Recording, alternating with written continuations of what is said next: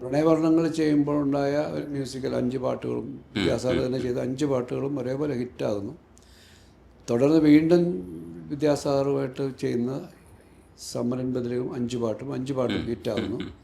വീണ്ടും back to back Vidyasagar ഉസ്താദിലേക്ക് എത്തുമ്പോൾ വീണ്ടും വിദ്യാസാഗർ വരുന്നു, അതിലെയും പാട്ടുകൾ ഹിറ്റാകുന്നു.